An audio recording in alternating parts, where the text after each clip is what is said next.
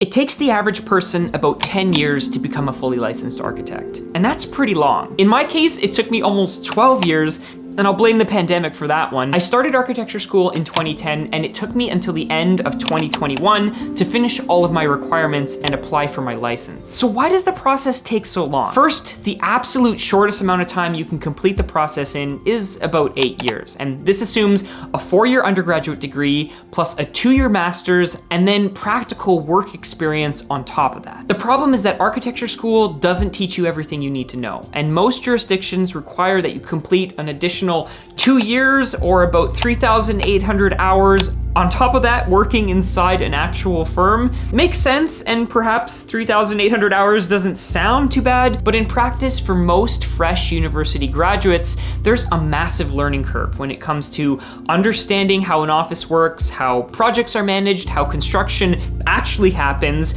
which leads to imposter syndrome. The 2-year intern process quickly turns into 3 or 5 years, which can lead to feeling overwhelmed or betrayed because somehow school never prepared you for the real world. Which leads to the question of why would anyone ever choose to study architecture if the process to becoming an architect takes so long? Even if you only ever complete a 4-year architecture degree and then decide to peace out, there's actually quite a lot that you learn. In fact, I still find that the most I ever learned out of any period of my life was during the 4 years of my undergraduate degree.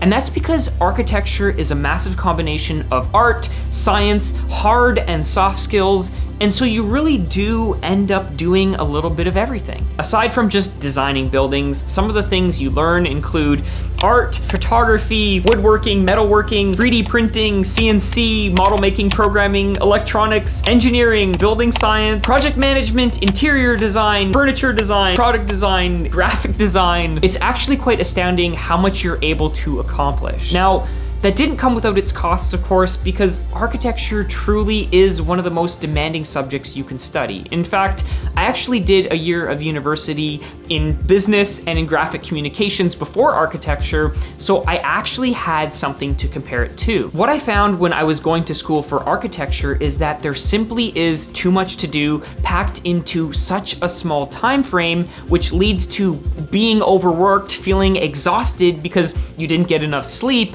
or you sacrificed pretty much all of your social life, and a host of other problems that probably requires a whole video series on its own. So why did I choose to study architecture? For one, I've always been fascinated by the technical side of how things or how the physical world is put together. Like, what's in this wall, or how is this floor built? How do you design a space that makes you feel a certain way? How do you create warmth or manipulate light or manipulate sound and control acoustics to craft an experience that elicits a specific emotion? Which is really interesting because it turns out this is the same way I approach photography. I try to understand the technical settings first, which forms the foundation of a photograph, but then I'll ask myself, how can I use this foundation to shape the image or reframe the space inside of the composition? How would you enhance the lighting in a scene, or give the photo a specific mood, or highlight colors in a way that reveals or unleashes a feeling? I've also been told that I tend to be very detail-oriented in my photography. Like, tiny little things inside of a scene will bother me, and I need to go move them, or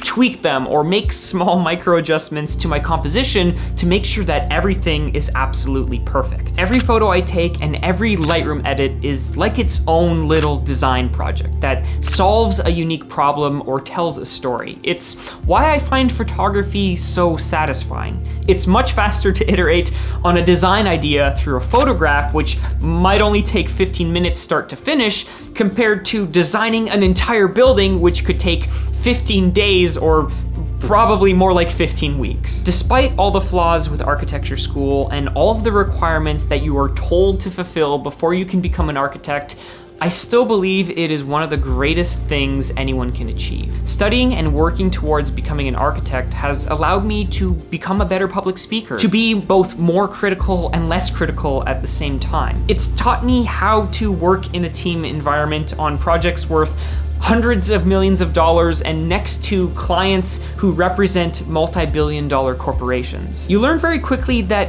everyone thinks differently, and that it's not a problem, but actually a feature and a strength of the iterative design process. Not everyone is going to like your ideas, or your art, or your photography, or your way of thinking. And when you can accept that and surround yourself with people who are not necessarily identical to the way you think, it can actually reveal things or show you things that you might not ever have considered. So do I recommend studying architecture and becoming an architect?